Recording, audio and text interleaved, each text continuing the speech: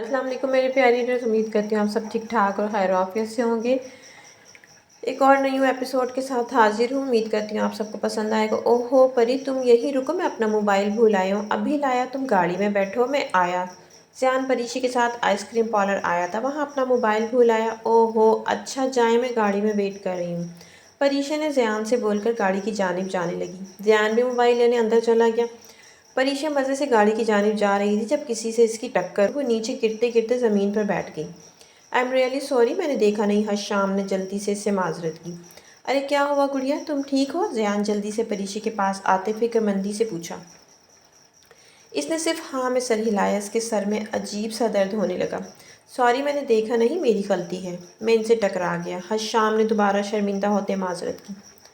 हशाम परीशा का चेहरा नहीं देख पा रहा था। परीशा नीचे बैठी हुई थी। इसके मुंह के आगे सारे बाल आए हुए थे, जिसकी वजह से वो देख नहीं सका। कोई बात नहीं, इट्स ओके। ज़ियान ने भी कोई बहस ना की और बात ख़त्म कर दी। परीशा ने अपने बालों को पीछे करते चेहरा ऊपर किया। इससे पहले ही हशाम पलट गया। चलो खड़ी हो जाओ, शाबाश। ज़ियान ने इसका हाथ पकड़कर खड़ा किया। परीशा के दिल में अजीब सी बेचैनी हो रही थी। इसने पलटकर इसको जाता देख रही थी, न जाने कैसा एहसास था। एक पल को हशाम भी रुक गया। इसको अपनी परीशा की खुशबू महसूस हो रही थी। इसका दिल गवाही दे रहा था जैसे परीशा इसके आसपास ही है। अरे अब इसको क्या देख रही हो? लड़ने का इरादा है क्या? ज़ियान परीशा के आगे आकर बोला, जो इसको घूर रही थी। नहीं नहीं, चले, परीशा जल्दी से बोली। वो दोनों गाड़ी में बैठ गए। हशाम ने पलटकर पीछे देखा, वहाँ कोई नहीं था। आज वो उसके सामने थी, आंखों के, पर वो देख ना सका। कैसा सितम था। वैसे परी, मैं एक बात सोच रहा था। ज़ियान इसको खामोश देखते हुए बोला। परीशा ने सवालिया नज़रों से देखा। हाँ, तुम कह रहा था, तुम ऐसे ही वेली निकम्मी बैठी रहती हो घर में, कुछ करती तो हो नहीं, इसलिए मैंने सोचा तुम्हारा कॉलेज में एडमिशन करवा दूँ। ज़ियान ने परीशा की जानिब देखते अपनी बात मुकम्मल की। परीशा ज़ियान की बात सुनते गुस्से में आ गई, लेकिन आखिरी बात सुनकर मुस्कुराई। जी जी, करवा दें, मैं भी पढ़ना चाहती हूँ। पता नहीं, मुझे भी बहुत अजीब लगता है, मेरा दिल बहुत घबराता है। परीशा ने उदासी से कहा। हाँ सही है, तुम भी बड़ी हो जाओगी, कल मैं तुम्हारा एडमिशन तुम भी बिज़ी हो जाओगी, कल मैं तुम्हारा एडमिशन करवा दूँगा। इसने मुस्कुराते हुए कहा। Okay okay.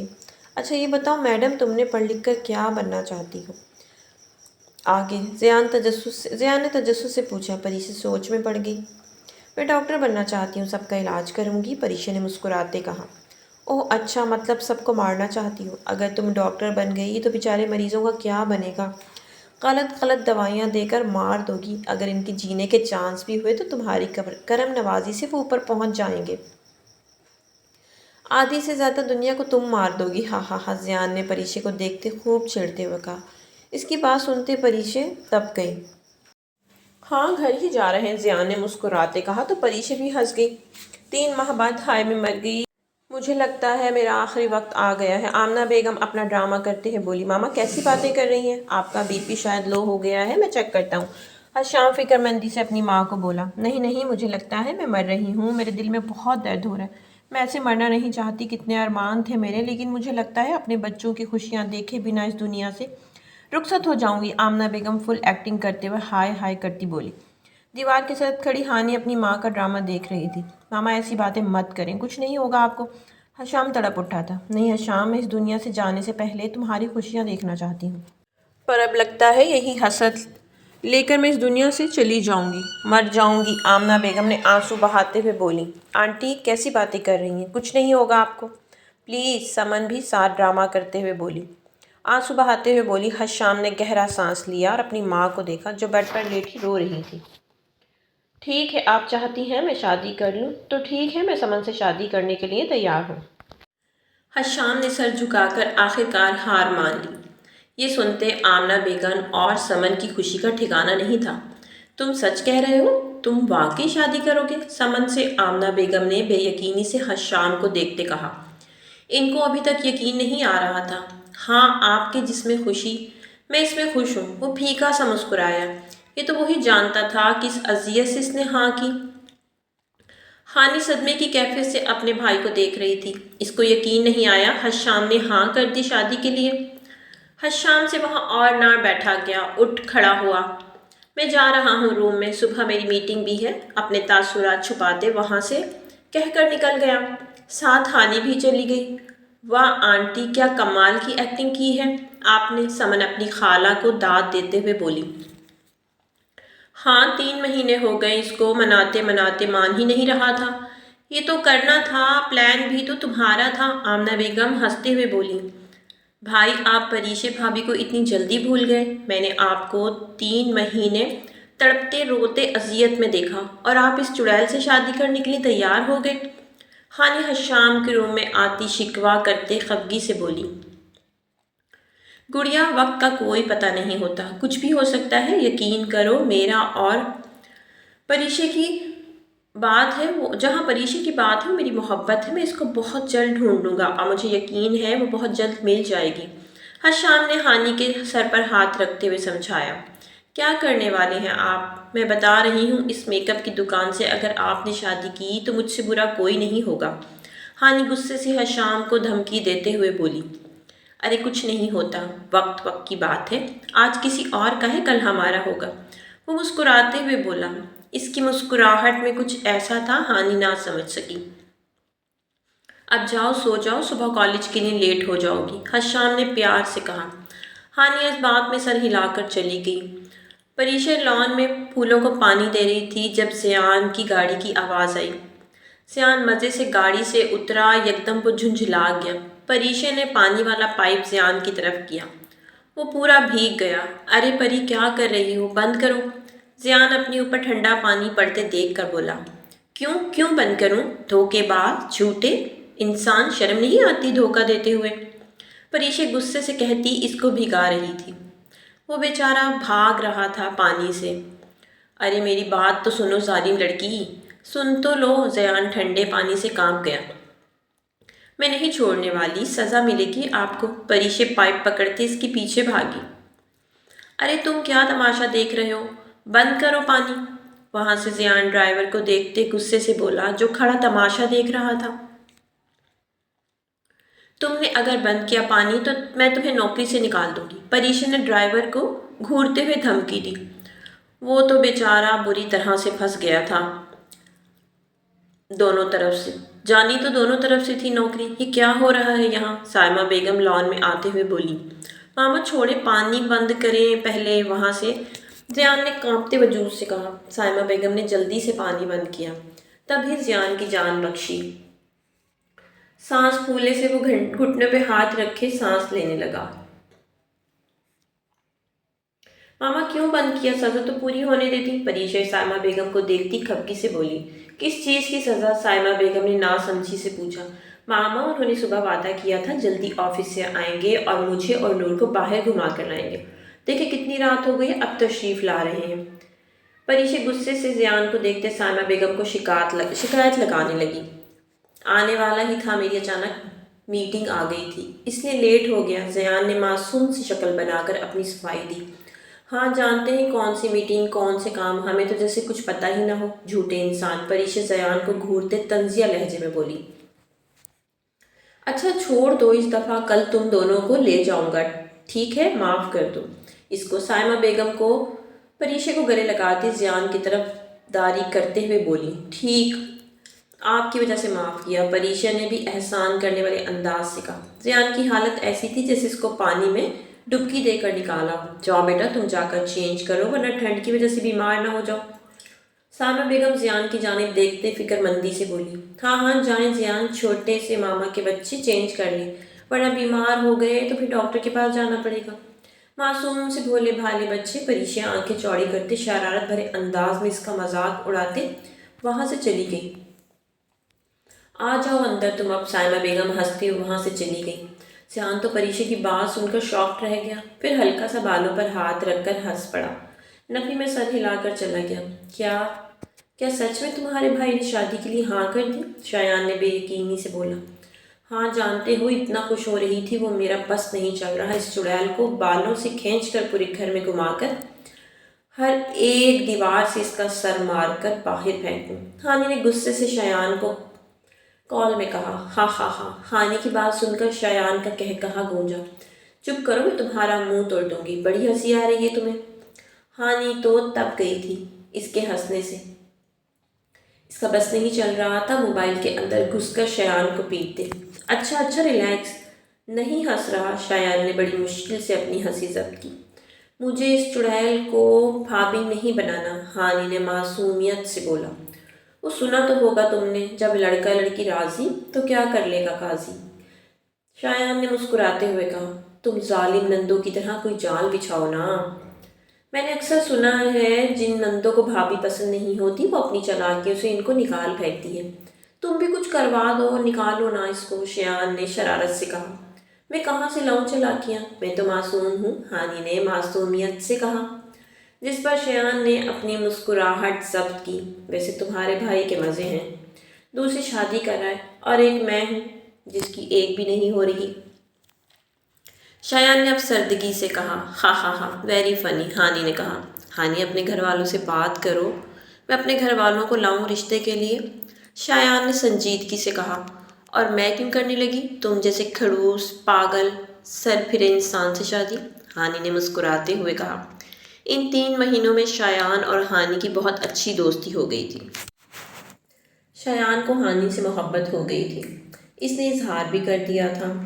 ہانی نے کوئی جواب نہیں دیا تھا ابھی تک، اس کو بھی شایان پسند تھا، لیکن ابھی ہانی نے بہت نخرے دکھانے تھے، کیونکہ اس کھڑوس پاگل اور سرپھرے انسان کو تم سے محبت ہو گئی ہے، اب تمہیں پا کر ہی دم لے گا، شایان نے محبت پاش لہجے میں کہتے ہانی کو شرمانے پر مجبور کر گیا۔ ابھی بھائی کا تو مسئلہ ہو، پھر دیکھتے ہیں، ہانی نے اداسی سے کہا۔ سالے صاحب اپنی بہن کا سوچنے کے بجائے خود دوسری شادی کرنے جا رہے ہیں۔ عجیب، شایان نے منہ بنا کر کہا۔ یہ سنتے ہانی کا کہا گونجا تھا۔ حشام میں سوچ رہی تھی تمہارا اور سمن کا نکاح جمعے کو رکھ دیتی ہوں۔ آمنہ بیگم حشام کو لاؤنج میں بیٹھتے اس کے پاس بیٹھ کر بولی۔ حشام نے چونک کر ماں کی طرف دیکھا۔ جو آپ کو بہتر لگتا ہے کر لیں، مجھے ایک دن پہلے ہی بتا دیجیے گا، حشام نے سنجیدگی سے کہتا اٹھ گیا۔ آمنہ بیگم نے حیرت سے حشام کو دیکھا، ان کو لگا تھا وہ انکار کر دے گا اتنی جلدی نکاح کا سن کے۔ تم سچ بول رہے ہو؟ آمنہ بیگم نے پھر پوچھا۔ جی، اس نے نرمی سے کہا، اور ہاں، اور وہاں سے نکل گیا۔ سامنے ہانی کو دیکھتے سر جھکا گیا۔ ہانی نے افسوس سے اپنے بھائی کو دیکھا۔ حشام چپ چاپ وہاں سے چلا گیا۔ یار کیا کر رہے ہو، بور ہو رہی ہو تو پریشے کالج میں نور کو دیکھتے بولی۔ آج ان کی کوئی کلاس نہیں تھی، ہم کچھ سوچتے ہیں، نور کچھ سوچتے ہوئے بولی۔ آئیڈیا، نور ہنس کر بولی۔ کون سا، بتا مجھے، پریشے اس کی جانب دیکھتے ہوئے بولی۔ میں بھائی کو کال کرتی ہوں، ان کو بولتی ہوں تمہاری طبیعت خراب ہو گئی، وہ بھاگ کر آئیں گے، پھر ان کے ساتھ مل کر باہر کھانا کھانے چلیں گے۔ نور نے مسکراتے ہوئے اپنا پلان بتایا۔ پریشا نے حیرت سے نور کو دیکھا۔ ارے تم پاگل ہو گئی ہو کیا، اس کو پتہ لگا نا کہ ہم نے ناٹک کیا ہے، 2 تھپڑ لگائے گا ہمیں۔ پریشے کو پلان پسند نہ آیا اور اس نے نور کو سمجھایا۔ ارے کچھ نہیں ہوتا، فکر نہ کرو، کچھ نہیں کہیں گے بھائی، نور نے پریشے کو اعتماد میں لیا۔ اچھا سوچ لو ایک دفعہ پھر، کچھ نہیں ہوتا نا، میں ہوں۔ نور نے مسکراتے ہوئے بیگ سے موبائل نکال کر زیان کو کال کرنے لگی۔ ہیلو بھائی، نور نے روتی صورت بنا کر بولا۔ ہاں کیا ہوا ہے، زیان بولا۔ بھائی وہ پریشے کی طبیعت بہت خراب ہو گئی ہے، وہ بہت رو رہی ہے، آپ آ جائیں جلدی۔ نور نے پریشے کو آنکھ مار کر پریشان سی ہو کر زیان کو بولا۔ یہ سننا تھا، زیان کا دل گھبرانے لگا۔ کیا ہوا ہے پریشے کو، ٹھیک تو ہے؟ بتاؤ، زیان نے پریشانی سے پوچھا۔ بس بھائی آپ جلدی سے آ جائیں، نور روتے ہوئے بولی۔ میں آ رہا ہوں، تم اس کے ساتھ ہی رہو۔ زیان نے جلدی سے چابی اٹھائی اور دوڑ لگا دی۔ ہاں ہاں ہاں، مزہ آ گیا۔ بھائی آ رہے ہیں، نور کال کٹ کرتے ہنستے ہوئے بولی۔ ہی ہنسو تم، بعد میں پتہ لگے گا تمہیں، پریشے نے گھور کر کہا۔ چلو ہم بینچ پر بیٹھ کر ویٹ کرتے ہیں۔ نور اور پریشے بینچ پر بیٹھ گئی۔ زیان 10 منٹ بعد کالج میں تھا۔ یار چل گھومتے ہیں، یہاں تمہارا بھائی کا تو اتا پتہ نہیں ہے، پریشے بور ہوتے ہوئے نور کی جانب دیکھتے ہوئے بولی۔ ہاں چل راؤنڈ لگا کر آتے ہیں، نور کھڑی ہوتے ہوئے بولی۔ وہ دونوں کالج کے گارڈن میں ہنستے ہوئے باتیں کرتے گھوم رہی تھیں۔ زیان جو پریشانی سے ادھر ادھر ان کو ڈھونڈ رہا تھا، جب سامنے ان دونوں کو ہنستے ہوئے دیکھا، ہنستے ہوئے باتیں کرتے دیکھ کر اس کا پارا ہائی ہو گیا تھا۔ وہ سمجھ گیا تھا، سب جلدی سے ان کے پاس آیا۔ اچھا تو یہ طبیعت خراب ہے تمہاری، یہاں تو بڑا گھوما جا رہا ہے۔ ضیاء نے ان کو گھور کر سنجیدگی سے گویا ہوا۔ یکدم پریشے اور نور پلٹ کر سامنے ہوئی۔ ضیاء کا غصے سے بھرا چہرہ دیکھ کر ان کی سٹی گم ہوئی۔ یہ کیا بچپنا تھا؟ کب بڑی ہوگی تم دونوں؟ کیا حرکت تھی بتاؤ؟ ضیاء کو بے حد غصہ آ رہا تھا ان پر۔ یہ تو وہی جانتا تھا کس طرح یہاں پہنچا تھا۔ پریشے اور نور نے بیچارہ سا منہ بنا کر ایک دوسرے کو دیکھا۔ بولو گی تم دونوں یا گونگی ہو گئی ہو؟ ضیاء نے ان کو خاموش دیکھ کر دوبارہ غصے سے چلایا۔ بس یہ کہنا تھا۔ پریشے وہیں پھوٹ پھوٹ کر رونے لگی۔ اس کو اس طرح روتا دیکھ کر ضیاء یکدم پریشان ہو گیا۔ غصہ دھوئیں کی طرح غائب ہو گیا۔ نور بھی پریشان ہو گئی تھی پریشے کو دیکھ کر۔ پریشے کو اس طرح دیکھ کر، ارے گڑیا چپ، کیا ہو گیا ہے؟ کیوں رو رہی ہو؟ آئی ایم سوری، ضیاء فکر مندی سے اس کے پاس آتے بینچ پر بیٹھا کر بولا۔ آپ نے اتنا غصہ کیوں کیا؟ ہاں بتائیں، چھوٹا سا مذاق ہی تو کیا تھا۔ اتنا غصہ؟ پریشے پھوٹ پھوٹ کر روتے ہوئے بولی۔ سوری یار، جانتی ہوں کتنا ڈر گیا تھا میں، میری تو جان نکل گئی تھی۔ اس طرح سے کوئی مذاق کرتا ہے کیا؟ ضیاء نے پریشے کو سمجھاتے ہوئے کہا۔ تو کیا ہو گیا ہے اتنا غصہ؟ حد ہوتی ہے، اب بات مت کرنا مجھ سے، جائیں یہاں سے۔ پریشے سو سو کرتی کسی بچے کی طرح بولی۔ پریشا نے نور کی جانب دیکھ کے آنکھ ماری اور پھر سے رونے لگی۔ نور تو اس کی ایکٹنگ دیکھتے صدمے میں چلی گئی۔ ضیاء کو اپنی غلطی کا احساس ہوا۔ وہ زیادہ غصہ کر گیا تھا۔ ضیاء گھٹنے کے بل بیٹھ گیا۔ معاف کر دو یار، بس مجھے زیادہ غصہ آ گیا۔ چلو اٹھو، میں تم دونوں کو کھانا کھلاتا ہوں۔ باہر ضیاء نے پریشے کا ہاتھ پکڑتے محبت بھرے انداز سے کہا۔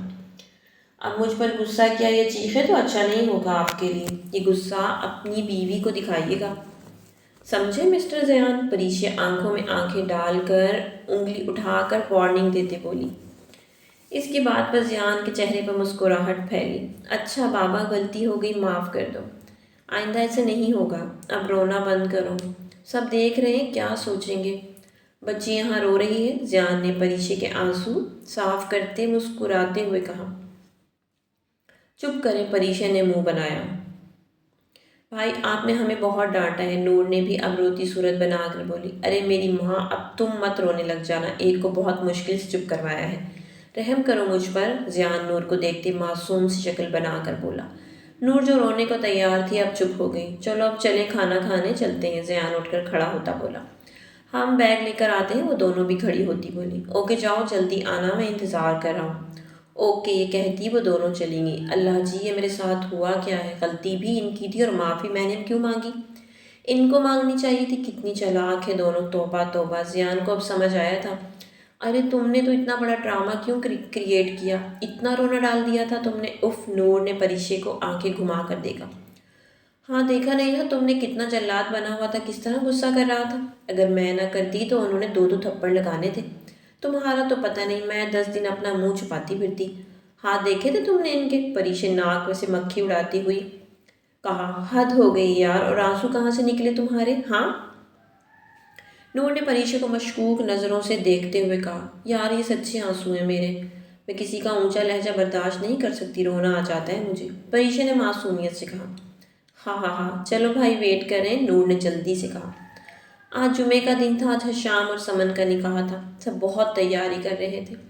سمن کے تو خوشی کے مارے پاؤں ہی زمین پر نہیں رک رہے تھے۔ گھر کے لان میں ہی نکاح رکھا گیا تھا، کچھ مہمانوں کو بھی بلایا تھا۔ بتائیں آنٹی میں کیسی لگ رہی ہوں؟ سمن تیار کھڑی شیشے کے سامنے دیکھتے ہوئے بولی۔